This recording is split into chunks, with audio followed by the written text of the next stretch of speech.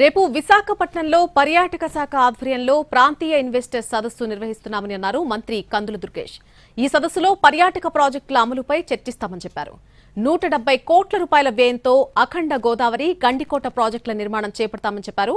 అఖండ గోదావరి ప్రాజెక్టుకు 2-3 రోజుల్లో టెండర్లు పిలుస్తామన్నారు. అమరావతిలో రాష్ట్ర రాజధాని ఏర్పడుతున్న కారణంగా పర్యాటకంగా రివర్ ఫ్రంట్ ను ఏర్పాటు చేయడానికి ప్రభుత్వం సన్నాహాలు చేస్తుందని అన్నారు మంత్రి కందుల దుర్గేష్.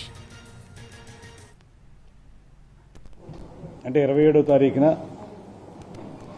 ఉదయం 10 గంటలకి నోవోటెల్ హోటల్లో టూరిజానికి సంబంధించి రీజనల్ ఇన్వెస్టర్స్ మీట్ను ఒకటి ఆర్గనైజ్ చేస్తున్నాం. దాంట్లో ప్రధానంగా ఎవరైతే ఈ ప్రాంతాల్లో ఉత్తరాంధ్ర ప్రాంతంలో కానీ ఇక్కడ కానీ పాత 5 జిల్లాలకు సంబంధించి ఎవరైతే ఈ పర్యాటక ప్రాజెక్టుల్ని